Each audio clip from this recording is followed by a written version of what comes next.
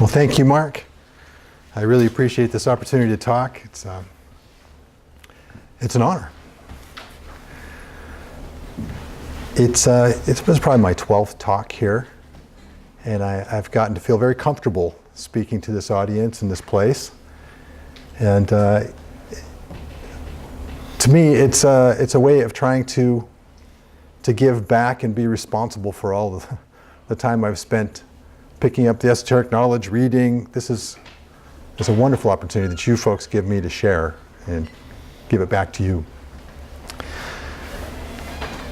So this talk is about the path from exoteric to esoteric, and we'll talk about what those three words mean in a minute: path, exoteric, esoteric. But just to cut right to the chase, what it all boils down to in the end is the evolution of consciousness. I've mentioned this many times, and it's what you'll find if you read Lawrence or Bailey, Theosophy. Behind it all, consciousness is what's evolving. That's the spectrum of progress and the nature of the path, really. So let's take a moment to be conscious of consciousness. Each of us is conscious, right? Be aware of that fact. Have a look at your own awareness for a moment. Turn to look inside at who is looking. It's a much better state of consciousness to be aware of consciousness than to be unconsciously responding to things. So I like to point out that this is one of the things that makes us human. Animals can't do this. They don't really, once they can, they're human. Self-consciousness is the consciousness breakthrough that helps us cross over from animal to human. That is the recognition that suddenly makes us no longer an animal. Lawrence has an interesting quote about consciousness and attention I want to read.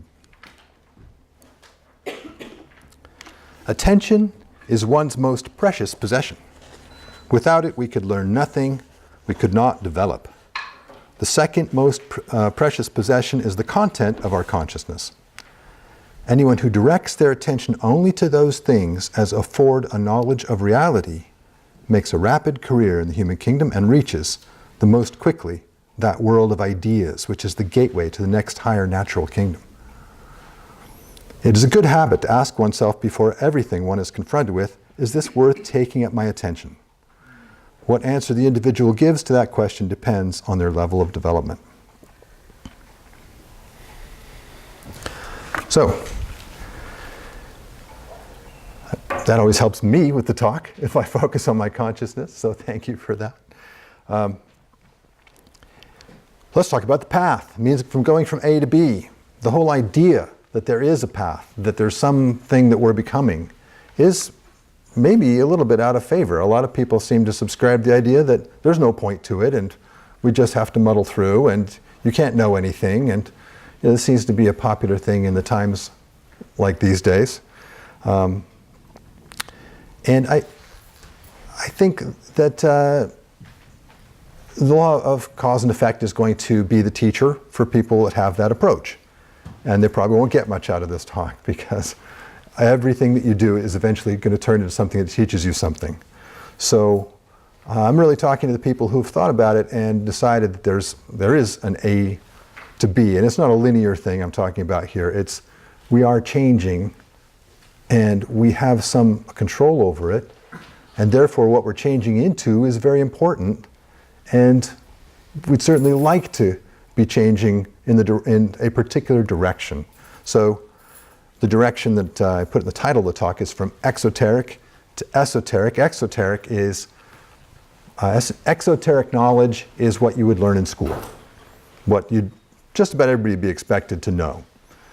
The nightly newscaster doesn't have to, tell you about a lot of things. He makes an assumption that you know this, that, and the other thing. And unfortunately, this, that, and the other things that aren't even true at all are basic assumptions in common society. Esoteric is getting into a smaller and smaller subset of people who know some things. And this particular philosophy, which ultimately, the perfect philosophy is a description of reality. That's as good as it can get. Well, the group of people who've really focused on and are functioning with a description of reality in their thinking, that's a relatively small subset. It's a pretty small group of esoteric thinkers thinking about things that really, we'll talk about later how hard it is to even talk about the esoteric facts of reality, how they just really don't jive very well with the strange conceptions that people have about reality. And of course, when we talk about esoteric and moving from this level of knowledge to another, we're talking about a mental process, but for every effort you make in the direction of mental understanding and becoming a more aware being, it's really important, and I'm going to emphasize this again and again, to be on the parallel track of recognizing our unity with everybody, which is really what the esoteric teachings are telling us.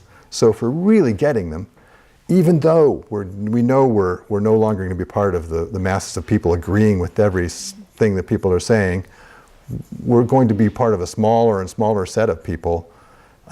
It might be a bit of a lonely feeling, but at the same time, that smaller and smaller set of people, all of us need to become experts at loving the much greater set of everybody and recognizing our unity. And there's really no path of the evolution of consciousness that doesn't include recognition of unity with all. That is actually the nature of the next kingdom beyond human.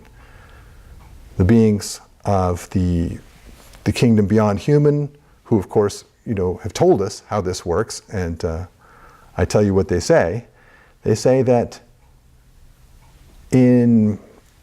Lawrence calls it world 46, the Buddhic plane, the essential world, but basically beyond mental, the subtler level of consciousness beyond the highest levels of the mental world.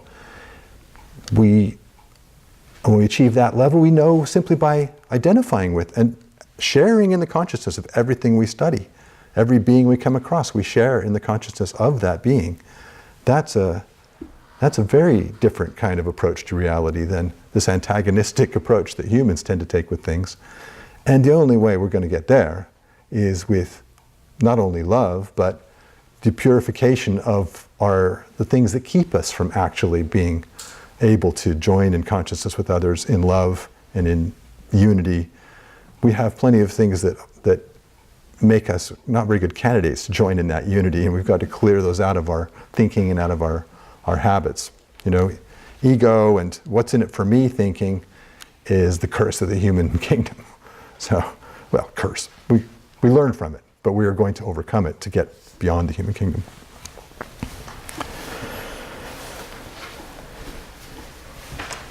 I really encourage you to read Henry Lawrence's writing about all these things. In the handout, I can never resist putting lots of quotes in there, so there are 5 pages of quotes. I think he's got the most brilliant presentation. I've read, there are wonderful presentations, of course. Theosophy has reintroduced the facts of reality to humanity. Bailey here has done an amazing job, and I kind of consider that a graduate level material. You really got to get your intuition working to dig into Bailey. Lawrence works for somebody like me who wants a straight, clear, factual, or logical approach. That's kind of what I need. Works very well, and it's really helped me interpret Bailey better and Theosophy. So it helps put everything together. Everything I say here, you can find it all in Lawrence. So read that. So if we're going to talk about the path, we're not talking about the bell curve that you see in studies of human beings with the IQ of 100 in the middle, and then it trails off down into this little area where, of course, we'd like to be down in that little thin trail off of, rather than sitting there in the hump in the middle with everybody else. But that's an odd spectrum when you think about what it's all. It's a spectrum of intelligence, and intelligence is not everything. It's far from everything, And intelligence by itself even is dangerous. So there's still such a thing as a bell curve, though the bulk of people are pretty much functioning at a certain level. And it takes an extra effort to pull away and say, well, I guess I'm going to be okay with people not agreeing with me because I'm going to start thinking a different way. And that bell curve is, my point is that it's nothing like what scientists in psychology try to make it out to be. The real dimension of progress is along the lines of recognition of unity, of recognition of reality and functioning in it, not in illusions and fictions and half-baked philosophies of life, but actual relationship with what's real. That's the direction of progress that bell curve ideally is covering.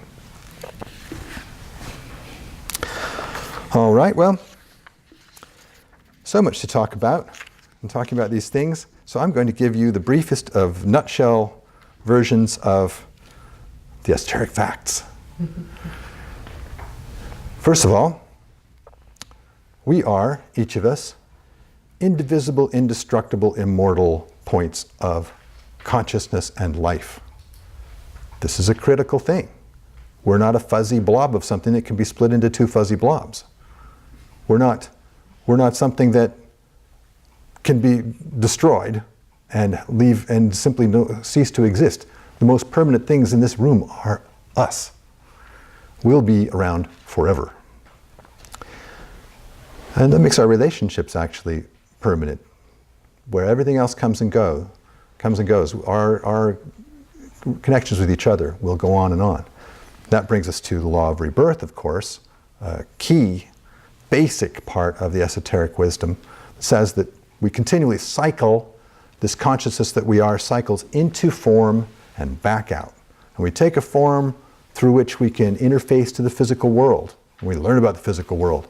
Pretty soon we've got it figured out. Well, pretty soon. Only 20 million years it might take at the fastest, but still, lots of time in the physical world.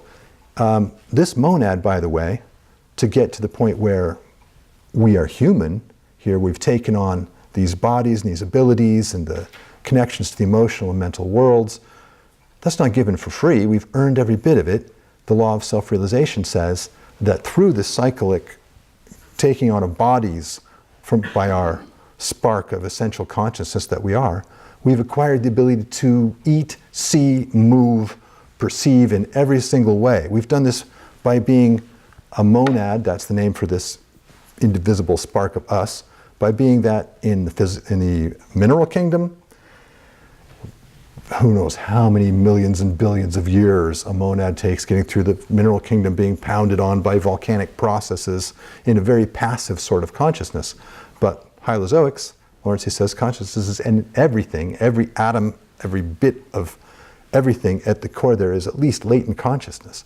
So the mineral kingdom monads are slowly waking up. The highest form of the mineral kingdom is the crystal. They participate in organized relationship in that.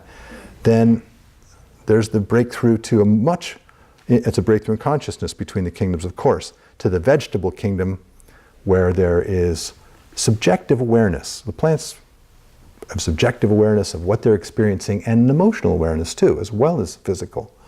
And they reach for the light, they dig their roots into the earth. It's a very passive but subjectively engaged kind of consciousness. We have all had to go through this. And then the breakthrough from the plant to the vegetable kingdom to the animal kingdom, and forgive me if I've said this many times in all the talks, it's really basic but critical stuff. The next breakthrough is into a new kind of consciousness, always. It's objective consciousness. The animal perceives objectively a world around it and has the freedom to move in it. That's a huge breakthrough from vegetable consciousness.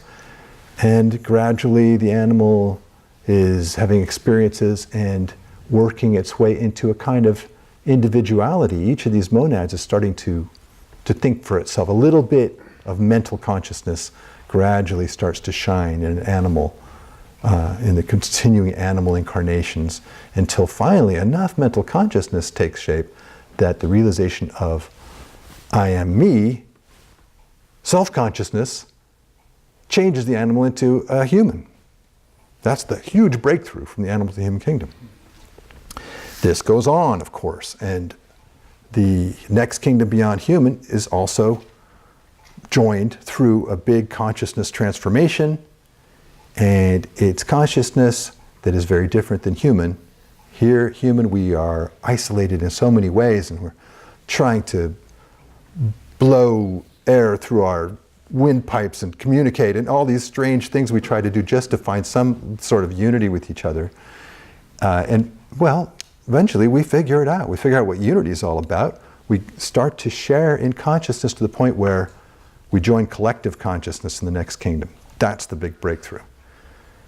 And as you can imagine, that's not a lonely place at all when we can share in the consciousness of all the beings. And like I said, we could, to know anything, we simply know ourselves to be it too.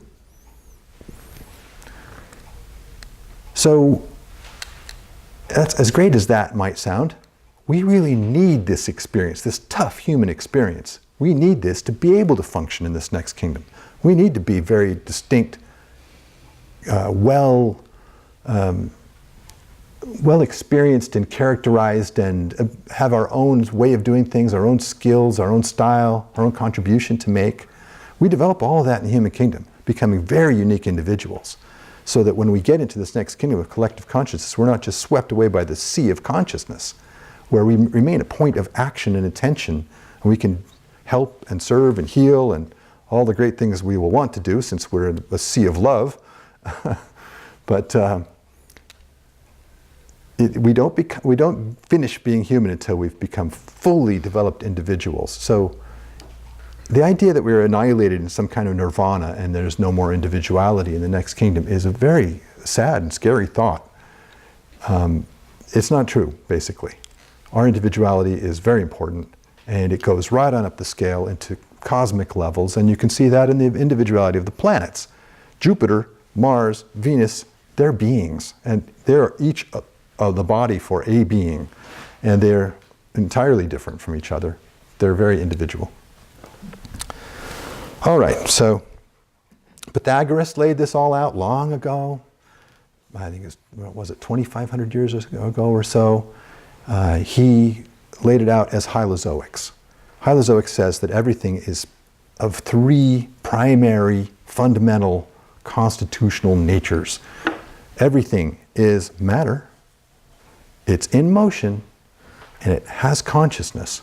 He says these things can't be broken apart, or these things are not made of something else that you can deduce or prove, or, it's there. These are the fundamental three aspects of everything. That's what Hylozoic says. If you look Hylozoics up in a dictionary, it'll say the idea that everything is alive, but it's not quite the same. This is saying everything is conscious.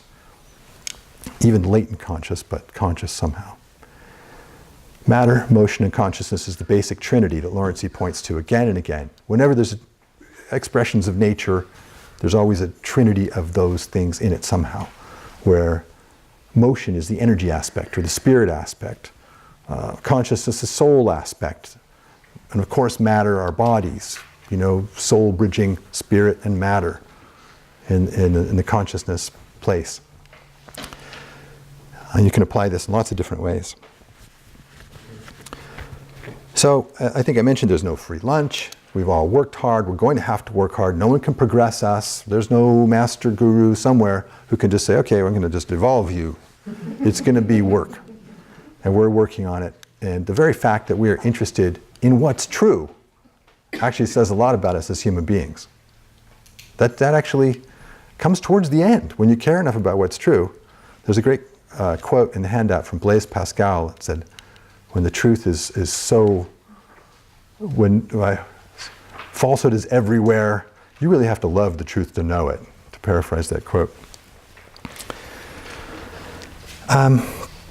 Lawrence gives an interesting phrase to this progression along through the kingdoms and through the human kingdom as well, identification and liberation.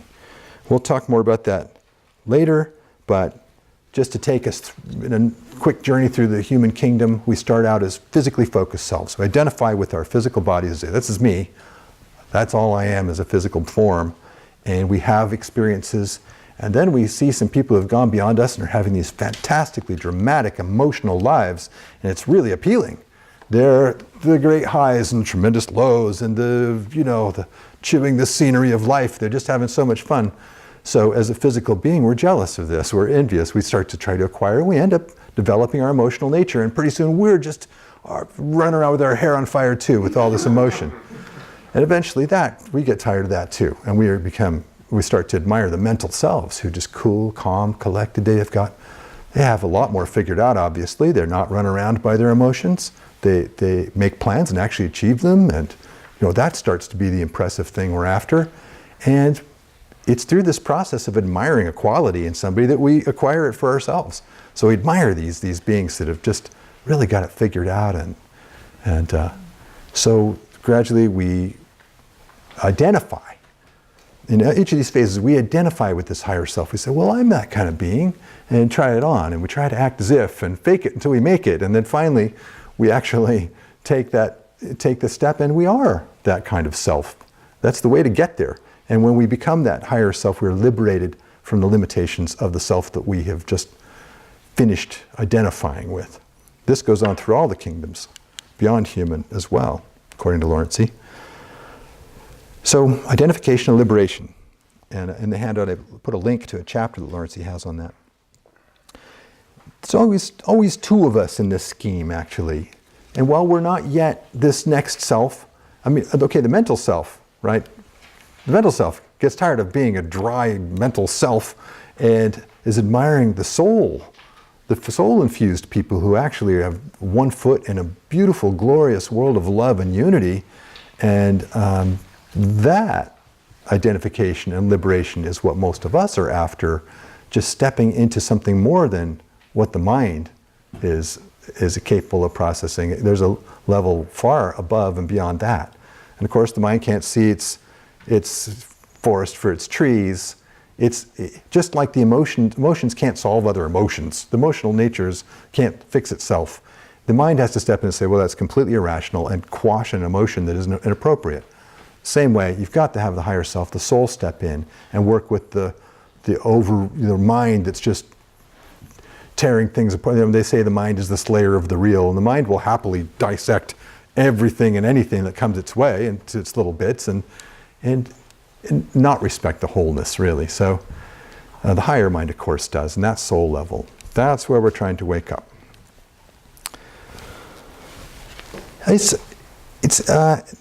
The idea of a state of grace on the path is, I think, when you've got this balance between what you're becoming, what's ahead for you, and where you are right now. You're relatively comfortable in what you are now. You know there's more. You're reaching for it. And subjectively, the awareness grows and grows in you of how to be that way and bring that in and fix the things in your life. The soul consciousness is all about the wisdom and love that will apply to everything in your life is always available. I can't emphasize this enough. Whatever situation you're in, you are loved by your own soul, a divine being looking for every opportunity to help you, has a perfect plan, setting things up with relationships and opportunities and destiny to try to help you wake up, and we only block that by refusing to cooperate with it out of our stubbornness or our self-doubt. It's that kind of stuff we have to get out of the way so we can just let this beautiful, powerful being that eventually we identify with and consciously, objectively function as. Let's let that being have more and more power in our lives. So, I can't wait myself to get, it's going to be great. To overcome all the limitations of the human world, to overcome the loneliness, the isolation, even while you're still human, at the level of the causal self, the higher mental world, we have a self there that we're trying to wake up as. That's really the next goal for a mental self, is to be a causal self. The causal self has new abilities to perceive. It can see the past as if it's the present. That's a wonderful thing. All the causes that have put everything into place where they are right now are visible, as well as how they might extend into the future. It's not a definite prediction of the future, but you got a pretty good idea. When you can see why everything's the way it is, you have a pretty good idea where it's going to be soon. That's incredible. The human limitations are every single aspect of human limitations, including physical, emotional, mental, are overcome in the transition to the next kingdom. But you have overcome them to make that transition. All of us will. Sooner or later is up to us.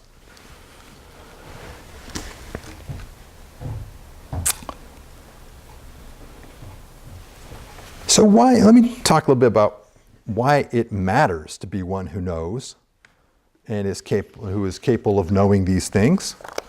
We're a little special if we've got some of these facts. Let's not, let's give ourselves some credit. It wasn't easy to get these facts. We went through some painful experiences to get some of these questions answered and actually find some solid ground in the craziness out there of philosophies of life.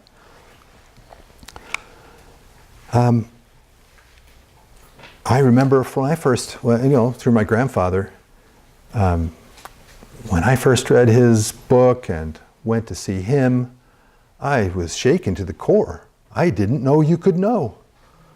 It was a big deal to actually realize that, I'd been going to college and I was sure my professors didn't know anything important that I thought was important. And, they did a lot of chemistry and physics and things, but what about the really important things of life? I wasn't getting the answers in college. And I was thinking, they must not be out there. Well, what am I going to do? I knew there was something more. And when I read that book, that changed my life in a number of ways. And this is happening all the time, all over the planet.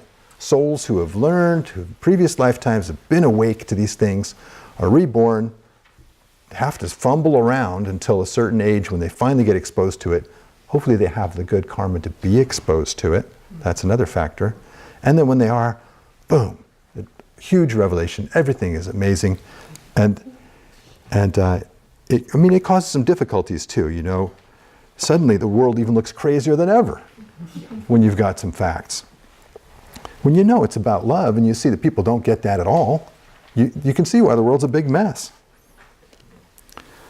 People that don't understand tolerance or humility or accountability, that's pretty discouraging.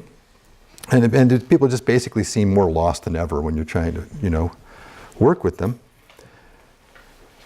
So, there are downsides to having this information, but you can certainly make better choices if you're working with what's true and real. If your philosophy of life is basically a fantasy, something you've picked up from a book about, I work hard and this happens, and then, but it's basically somebody's fiction. You're not going to be predicting your future very well, and you're actually not going to be able to help anybody else very well either. That's kind of a problem. Trying to help other people with their problems when you're living in a fantasy world, it's hard to be of service.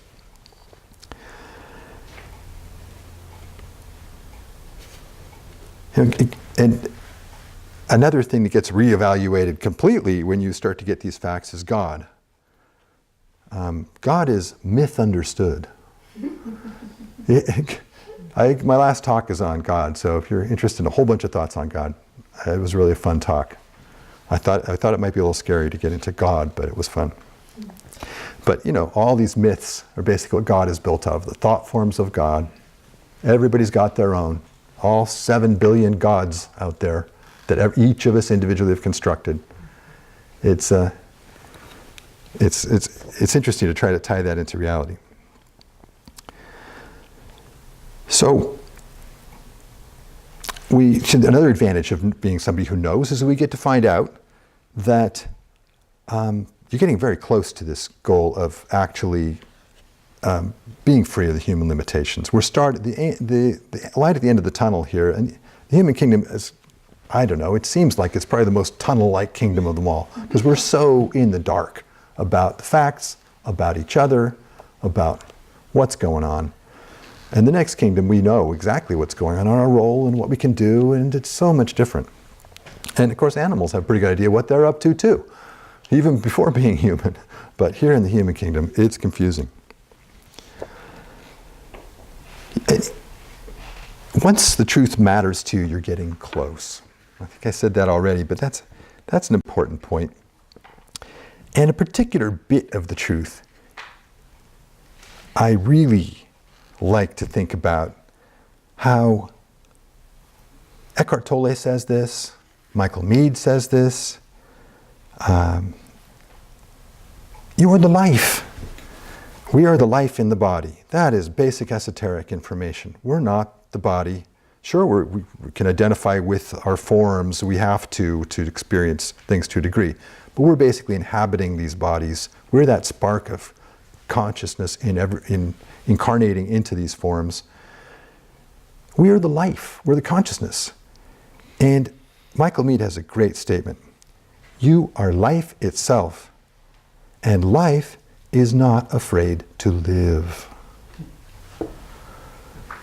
So why be afraid of anything if you're life itself? And Michael Meade, by the way, I don't know if you're familiar with him, but I think he's a great philosopher, and he's speaking here in Seattle on the 29th. I really recommend checking him out, 29th of November. He's also up in Bellingham and Port Townsend on December 1st. So, he's great. What did you say that was? Michael Meade, M-E-A-D-E.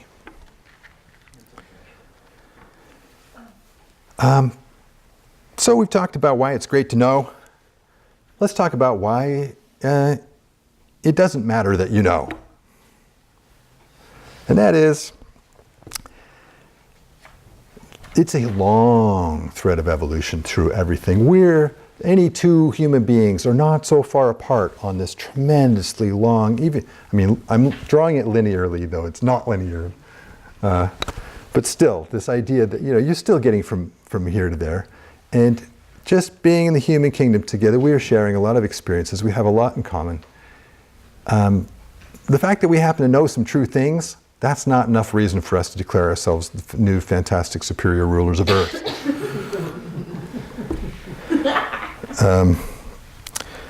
Superiority complexes basically make the pride and all that make us harmful people. Basically, we're hurting people with that. We're cutting ourselves off. We're not going to help people with that. And we're setting ourselves up for great big lessons in humility, which I don't even know how people get very far with pride, because it seems like life conspires to teach me humility immediately, as soon as I start to get a big head about anything. And the people with this idea of superiority because of their vast intelligence could learn something from people with Down syndrome, who are actually very loving and very much in harmony with what's good in life and are giving and sharing and are doing much more for everybody than somebody whose pride is ruling the show. Lawrence, he says, very intelligent people who begin studying esoterics find it very easy quickly to be important and superior, and in so doing demonstrate that they are in fact unripe for esoterics. Because esoterics presupposes a realization of one's own limitation and makes criticism of other individuals impossible. Lawrence he makes very pointed criticisms in his teachings. And I suppose it does look like criticizing individuals sometimes, but he does say that that's not what to do, that you criticize the philosophies, the ideas, whatever it is that somebody is promoting as truth that is fair game. Go after that. Don't let people just promote nonsense. But the individual themselves are doing the best they can. They're trying. Loving understanding is the thing that you can have and does work with everybody. Only the most advanced people out there, the most advanced mental selves, can benefit from actual criticism of their thinking or their behaviors. Few can take it the right way. And just going back into again why it doesn't matter to know more than others. Every person has the potential for perfect harmony with their own plan, their own ability, their own opportunities to give, their own soul purpose, and to be living in a state of much greater usefulness and grace than you or I. Everybody has the potential to be doing it really well. And us to say, well, this person who doesn't have the ability to read this particular book and make sense of it, well, so what? There's plenty to do in this world. And having an open heart is much better aligned with progress. I mean, not everybody has to be an esoterician. That's what I'm saying. And that's what I like to be. I like to get the facts and talk about it mentally, but that's not everybody's job or contribution, and I'm not encouraging you all to do that. I want to encourage you to read the stuff, but everybody's got their own way to serve. You know, I'm not out there on the political front lines. I hope somebody else is, for my sake, because I'm doing this.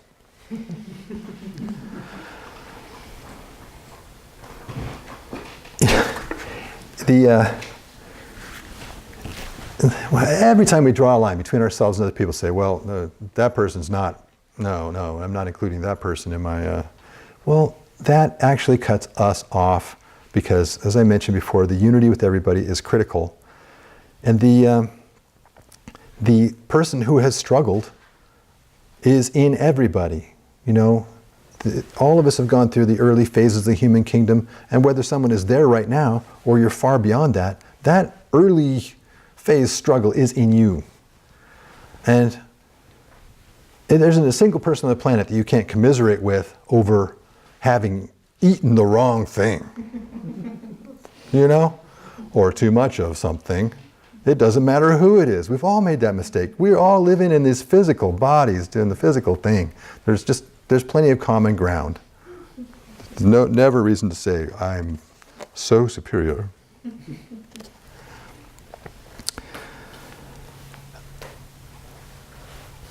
I mean, we're human.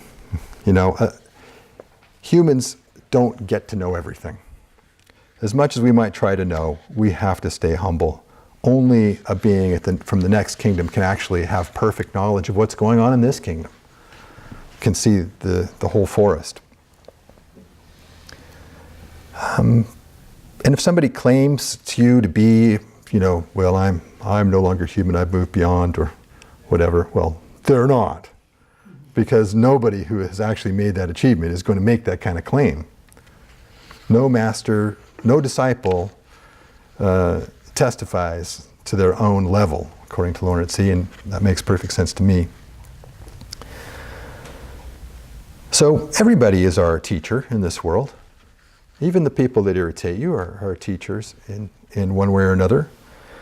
And humility is a must-have virtue, basically. You know, pride goeth before a fall, and just don't set yourself up for those falls. Just remember that everybody is here doing their best. So, talking about the path again, let's say a few things about potential detours from the path that people make. I almost presented it in a way that makes it sound simple, right? If you can just be in harmony with your soul, you can stay on your path and it's going to be relatively easy. Well, there's a lot going on out there. There are a lot of distractions. I mean, Lawrence C. says that someone who is a disciple, meaning has been a student of these esoteric teachings in some lifetime and been, you know, accepted into that relationship, they never wander off the path for long, but they still do. Here are a couple of the detours from the path.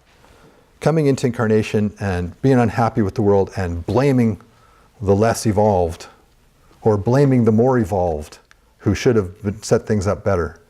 That's really blaming the zombies or the vampires, is the way I look at it. The zombies and their mindless destruction and the sneaky, awful, blood-sucking vampires who are so much smarter and really shouldn't be doing that. It doesn't get you anywhere. We knew what kind of world we were incarnating into. It wasn't a mystery to us before we came. We chose this world and this time, these people, this whole crazy situation this country is in. We chose this country. So running away doesn't do any good. We're here actually to be part of it. We intended to be. So let's try to figure out what we intended to do here if we feel like running away.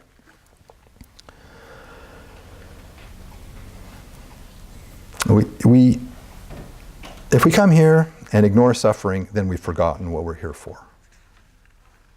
Unity and recognition of us and others has always been part of the plan for everybody. We're part of what humanity is doing. What all of humanity is doing, we're part of that. We share in that. We're doing it too. So let's take our share in whatever good or bad is happening out there.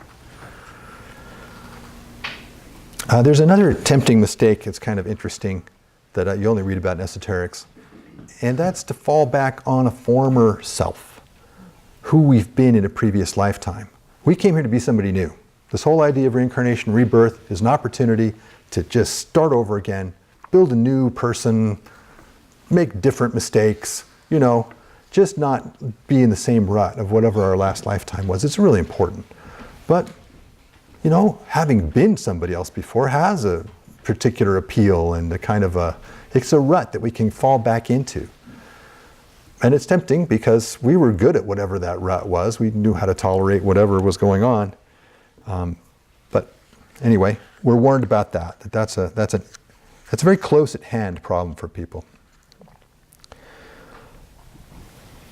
Another way to delay things for yourself is by trying to rush it. This whole evolutionary progress is it's a natural process. It actually involves the substance of our bodies being gradually refined. And as that happens, all kinds of great things happen for us. New senses open up and new abilities to contact each other. It's happening as part of our very substance. And if we try to rush it, things can really get really out of harmony. Trying to do breathing exercises to open the chakras. My grandfather almost killed himself that way. And here he was introduced as a great teacher, but he almost made a mistake trying to rush things along. He was following techniques he'd read somewhere, and actually ended up developing a lot of the rainbow bridge techniques based on how he got out of the mess he was in. So I'm sure it was part of the plan somehow. But he's opening his chakras wide open all at once, and your body's if it's not ready for that, it starts burning away all these obstacles to the flow of energy, and you end up in a big mess. So there are lots of techniques out there that just kind of watch out for the things that promise you a shortcut. It's going to enlighten you in a hurry.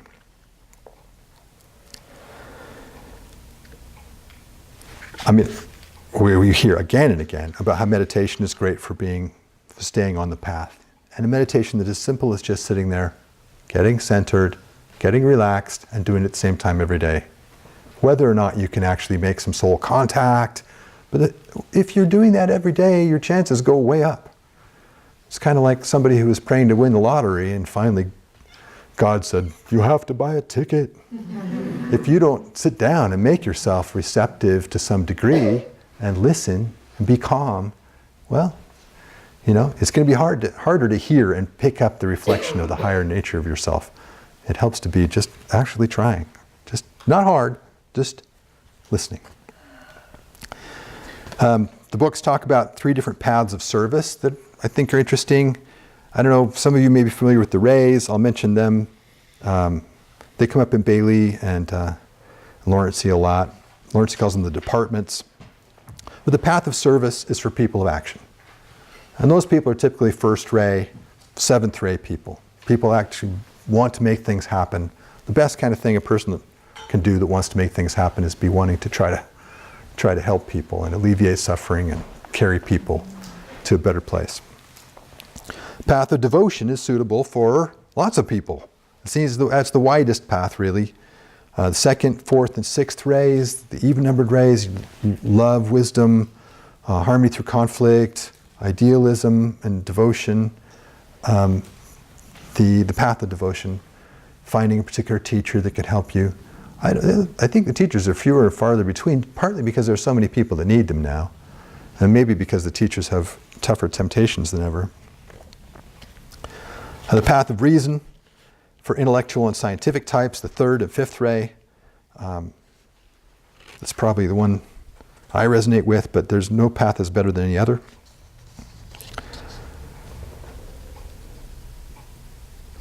So here I am talking about all these things. Let's talk about talking about it. Because if you're getting the facts and the special information, and maybe you're just getting it for the first time and it's really exciting, and suddenly you realize, I can actually know things, and it's true, and it's solved this puzzle and fit the pieces in where I didn't know that religion and this and that fit together actually, and there's truth behind it all. Wow. I'm going to send an email to all my friends and relatives and coworkers and tell them, here's the answer. Well, I'd say you probably want to resist that temptation. Because it's, well, every talk that I give here, I'm going to put this on YouTube, and I'm going to have people think I'm nuts. You know, I've had to accept that hopefully I'm such a grounded type that it's harder. It puzzles them that I'm nuts.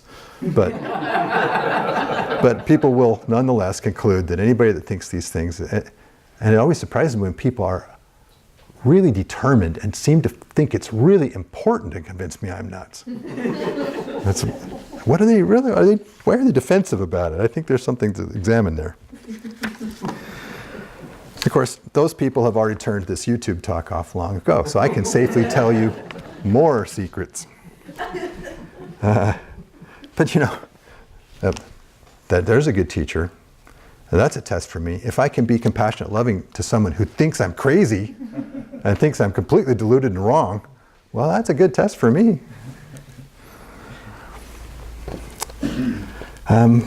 Obviously, what I'm talking about here is for the people who've already gotten a few of the things and want more, want to pull some more pieces together and construct more of a mental system out of all this. And, you know, if we're talking about sharing this information, we have a responsibility. Every kind of information we have gives us a responsibility. And the consequences of not using the information responsibly, either blathering it or never even trying to apply it in your life or tell anybody about it, is that you don't get the opportunity to have it next time. And you have to earn the opportunity again to get this information. And I'm really hoping that, for the most part, I haven't made mistakes with this in sharing it, and that next incarnation, somebody will share it with me, because I'm really going to want to hear it.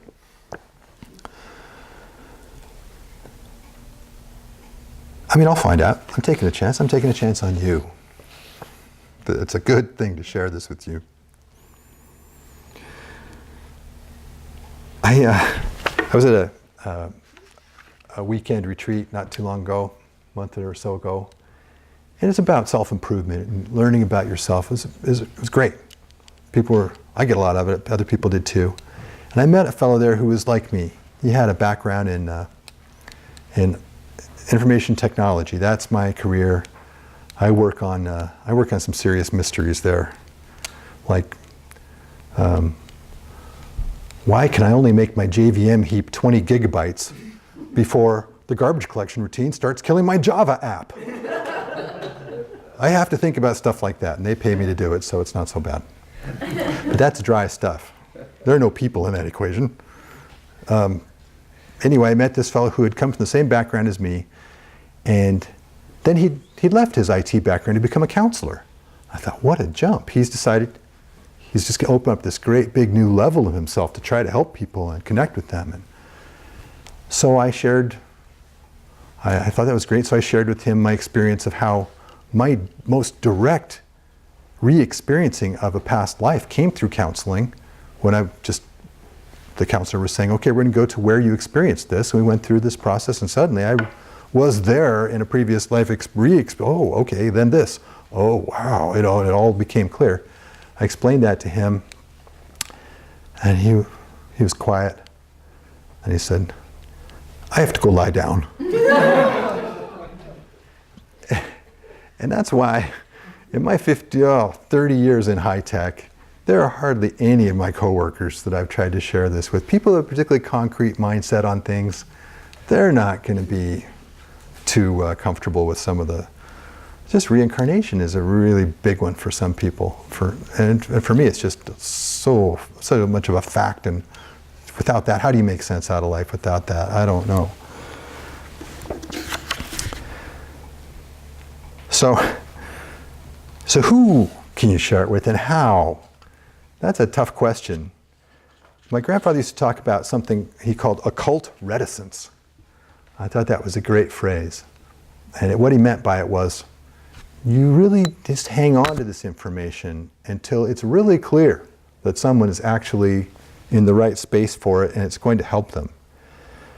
I mean, and as frustrating as can be, like I said, look at people trying to understand reality with modern psychology and history and ethics that aren't based on reality. They're just struggling to find their actual factual underlying layer, and it's not there until they get to esoterics. And I really would like to share with them. And it's a precious thing to give people, but only to someone who is not only ready, but wants it. It doesn't impact everything that you say and do, and it's irresponsible to put something out there that someone is not ready for. You could harden their reaction to that kind of thing, so that when it is the right time, they've got this built-in resistance, and it's harder for them to actually pick it up at the right time. You don't want that to happen. You can tell them where to look. That's not too harmful. You know, say, go read Lawrence. That's what I'm studying. Check it out. You might find something there.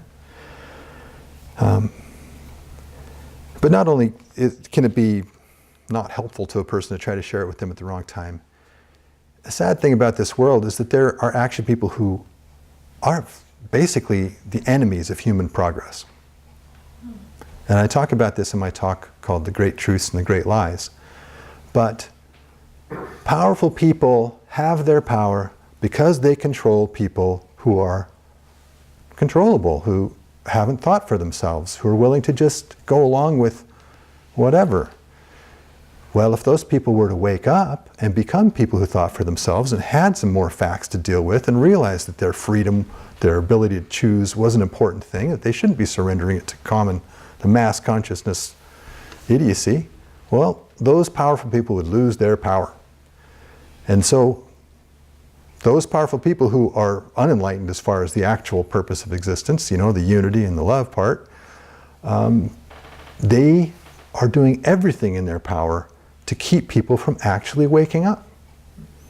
And there are many ways that they go about this, by promoting all kinds of bad doctrines and completely distorted aspects of religion, with threats and all kinds of,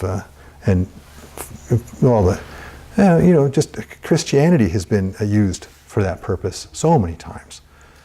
You've got this threat of hell to whip people into line, and this promise of heaven to lure them on, and it's all a control mechanism, unfortunately.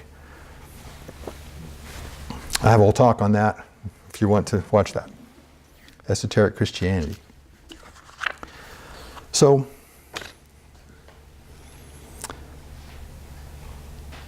you don't want to put ammunition in the hands of those who actually are going to take what you say, take the facts they can get from you and turn them around into some weird distortion that, if maybe for their own ego, power, I mean, egotists would like facts that gives them power.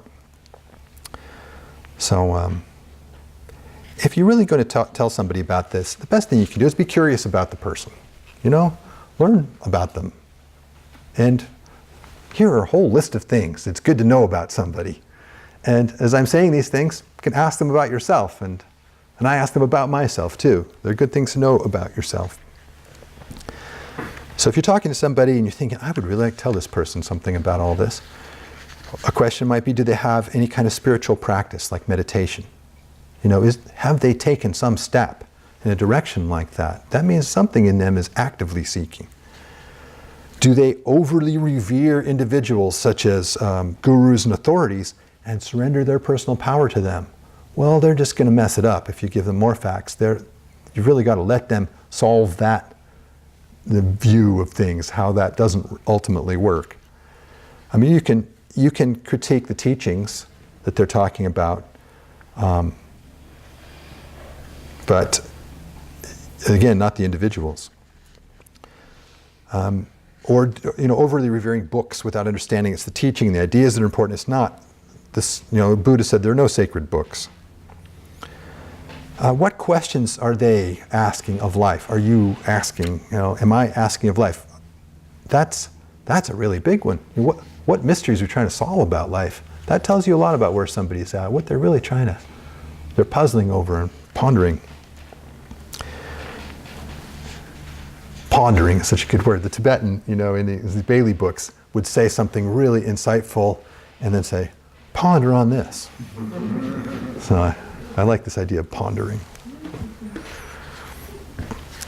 So is this person fixated on a belief system that they haven't seen through yet? You know, like materialistic science, like science explains everything.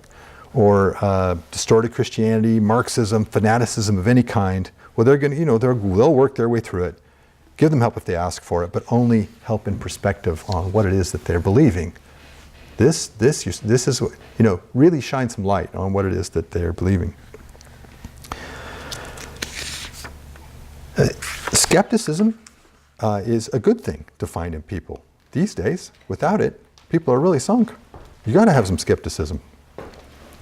But rejecting everything out of hand, everything beyond what the agreed upon physical reality, shows that someone is not actually, they're hanging out at the top of the bell curve of everybody believes this, so do I. They're not really going to be open to something new. And atheism is an interesting thing. The atheists I've met are energetic about it. I mean, they have an emotional component to it, which is really a reaction to religion. And because it's a reaction to something, that thing still controls. If your reaction to something is driving you into activity, that thing is still driving you. So the overly scientific types, you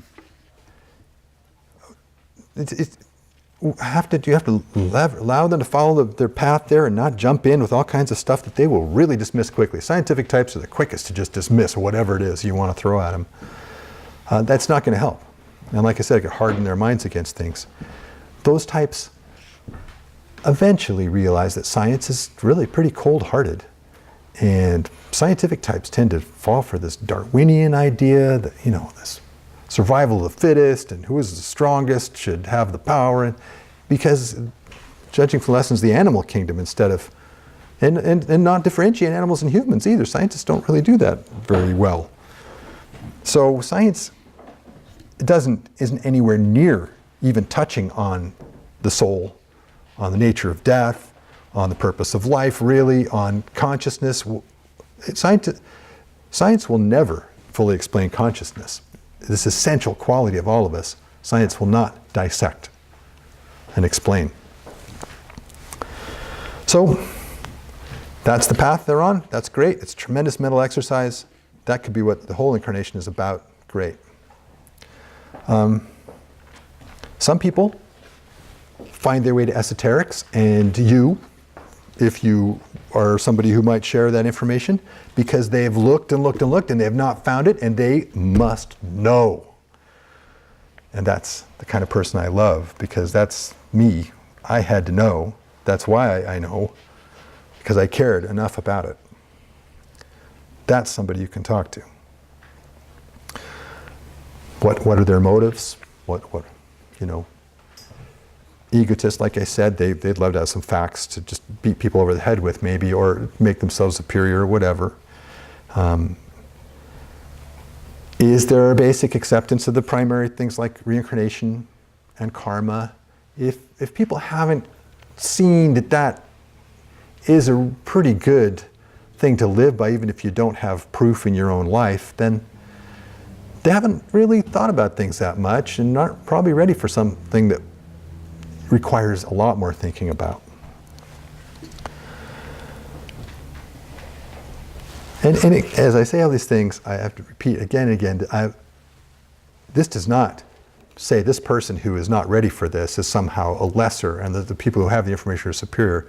There are plenty of people here. I've known beautiful souls doing incredible service work on this planet who had no interest in esoteric information, didn't actually have a use for it because they knew exactly what they were doing and how they were helping. They were doing fine. So don't judge anybody by whether or not they're interested in this information.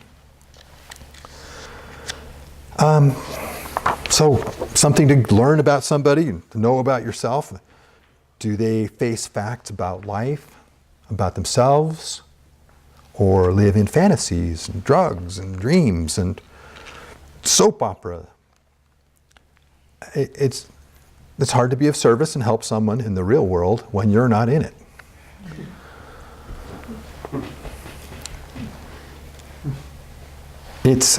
Common sense is just so vital and precious and honesty and self-discipline and being practical, those things are really precious. And they're actually, I like to think of those as particularly American qualities. You know, the early American philosophers really put a premium on that and taught about that.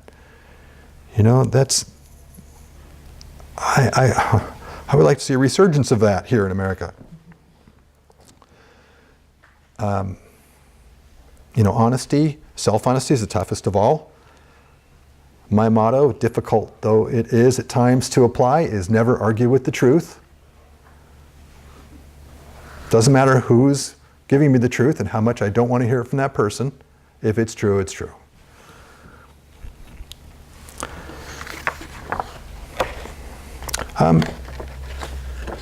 Yeah, is the person, are you, am I, accountable for our choices and actions? Well, all of our circumstances are our creation and our responsibility, and blaming others is harmful and not helpful, and taking responsibility, being accountable and saying, yep, I'm choosing this, I chose that, that's very important. Part of being an adult. Would this person that you were thinking you might talk to rather teach you about the latest cool thing that they're into? Well, that's great. If that's something that got them excited and they're getting something out of it, don't mess with happy. They're happy.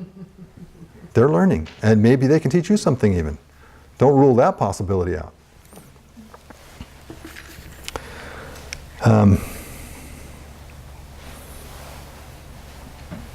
Well, that's quite a laundry list of things. And nobody's going to fit all of those criteria as somebody that you can potentially share this information with. But if you know all those things about a person, you know them pretty well. It's kind of a nice checklist for how well do I know this person. So when we talk about the path, the times we live in are, it's amazing that you can find anybody who's not so skeptical and jaded and disillusioned by what's out there right now that they will listen to any information from anywhere. But in an odd sort of way, that protects the information from those who aren't really ready for it. It takes an extra effort to get the needle out of the haystack. I mean, this Lawrencey's on the internet. All of his stuff is right there, lawrencey.com. But it's buried like a needle in the haystack. It's just every other possible interpretation of reality is out there. So unless you've got a particular bit of a compass, something that tells you, oh, this is true, because deep down you know some of that truth. You're not going to be able to sort out one from the other.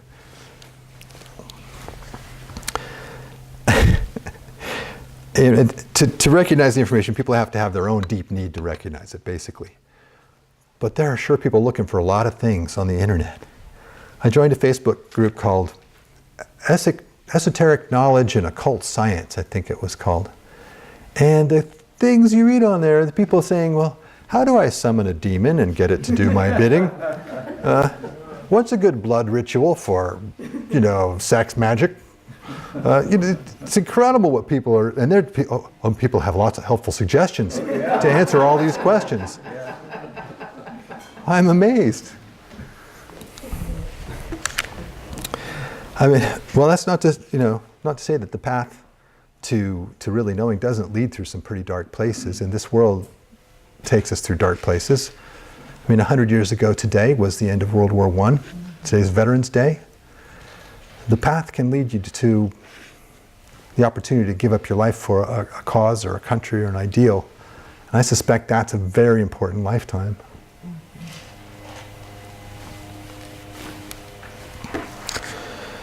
Humanity is just barely civilized, is what it amounts to. And I really do salute anybody who's trying to keep it from sliding back into chaos, because it's so much easier than people imagine. And it's happened many times before. Civilized countries are much closer to chaos than they realize. So let's talk about steps on the path. If you're thinking about how you're moving along, how you might move along, one of the first things to consider might be to be the kind of person that you could give the information to. Like I was talking about, all those considerations Are you that kind of person? Are you, accountable? What are your motives? Things like that. And be teachable. We've all got plenty to learn. We're not making it to the human kingdom without some huge realizations and revelations and great breakthroughs and epiphanies, and all of that takes a lot of continual effort to try to understand and put ourselves in other people's shoes, and all of that, that doesn't come for free. One way that you are certainly going to be offered that kind of information, though, is if you need it for your serious attempts to help others and do good things in this world. There is a lot available that will be given to those who are trying to do that, including even abilities. You find doctors that are afraid to confess this, but there are plenty of doctors out there who actually have clairvoyance and can look at their patients and see the, colors and get ideas about where diseased tissue is and things like that, because they have really wanted to be healers. And to be a better healer, their own soul has helped open up that ability for them. And it becomes their permanent possession in future lives as well. So our efforts to do good things are usually what's behind our increased abilities. Well, this emphasizes the point that service is the path. Every one of these books is going to tell you that the path to the next kingdom, to enlightenment, to greater self-knowledge, to happiness, joy, bliss, exciting life and experience is trying to help. That's how you progress quickly. That's putting your own effort into proving that you know, that you care, that everybody else is suffering, that it matters to you. That means that unity becomes a very real force in your life. And that is a taste of the next kingdom, which is basically a kingdom of unlimited love and joy and just bliss and unity compared to this one. I'm sure once you've been in that one long enough, you can move on to the next thing. But compared to the human kingdom, it's good to be steady with your efforts. I mean, the guides of humanity that look on and want to help us and have great plans for helping humanity wake up, look for people who particularly are dependable. That actually matters a lot. That's probably where I haven't actually shined at all times, but maybe next incarnation. So, back to the thing I talked about earlier, identification and liberation. Look for people you admire. That's how you acquire qualities. Is finding that quality in someone else and admiring it, being jealous of it, is really going to be the wrong approach. If you can admire a good quality in somebody else, then that quality will grow in you. Meditating on a quality, a virtue, a truth, a skill. I mean, they talk about meditating having two kinds: meditation without seed and with seed. Without seed is just getting reflective, feeling the soul's consciousness and presence, allowing the energy to pour in. I can tell you, when it's working well for me, it charges me up for the whole day, and whatever I have to deal with, I'm ready for. With seed is to take an idea, like a virtue that you would like to have more of, and we have to perfect all the qualities of the virtues, and patience is a really good one, for instance, or persistence, or compassion. You can go all the way with that virtue. But just meditating on any of those is the seed of a meditation. That's a good way to move things along. It's interesting that Lawrencey, in order to help me understand all these things, makes sure that I don't have a fuzzy conception and points out the material basis for all of this. We are developing within our bodies these abilities to ascertain the truth.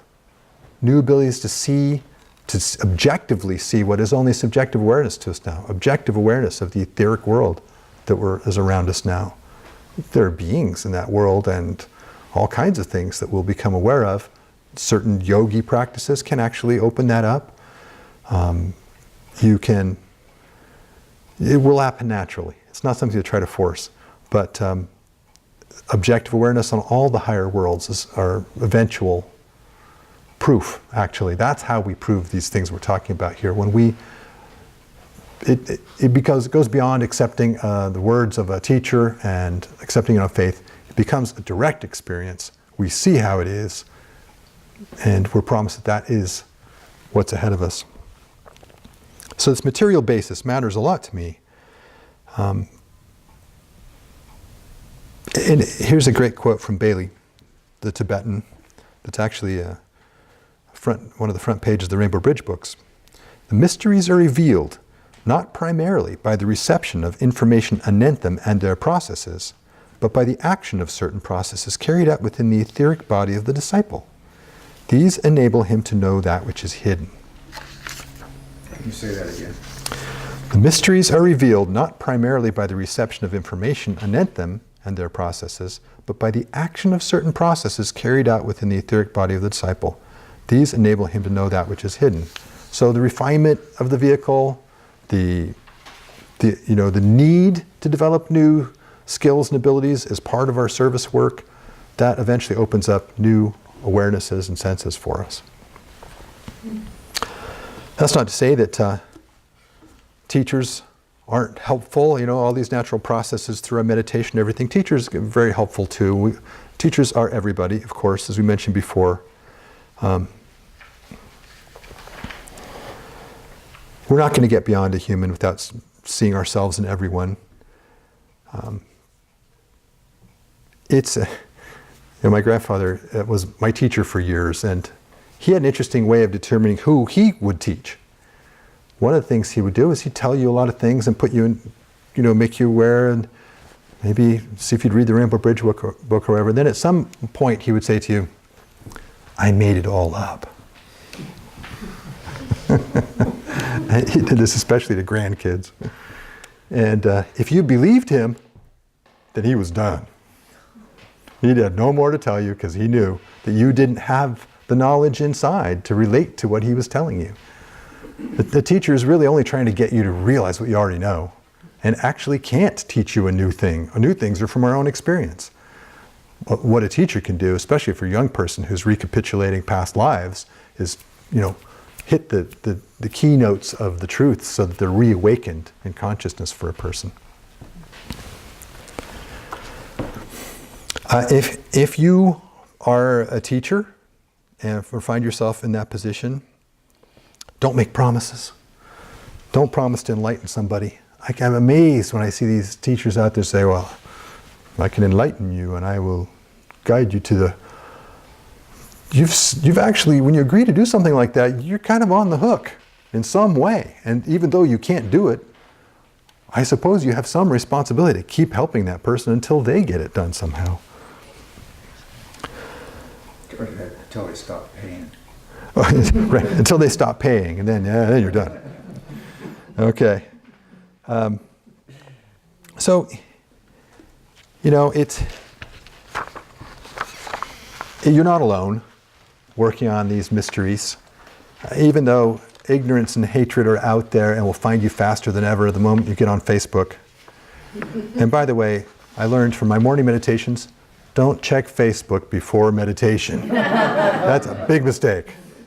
I don't know, I did that a few times. I sat in my meditation just stewing over the stupid thing I read. But find those who are coming from a place that's real. It doesn't have to be esoterics, but just real, coming from their real selves. And the good in other people is real and makes up for all the nonsense. Each of us has a loving soul. I just can't emphasize this enough. And if you trust it to find out if it's true, give it a try. Try seeing, well, if there's this loving soul, well, how about if I actually listen and try to feel that love and work with that? Well, your soul's only been waiting 1,000,000 years for you to do that, so get on with it. It's time to say, thank you, I want to know, I want to be loved, I want to be part of this. And if you're trying to do everything from a place of wise love, You actually don't really need to think that much about the path. You are on it. And that is a higher priority than any amount of gathering information and fitting it into your mental system. So I'd like to close with this John Lennon song lyric. What in the world are you doing there when you're everywhere? Ponder on that.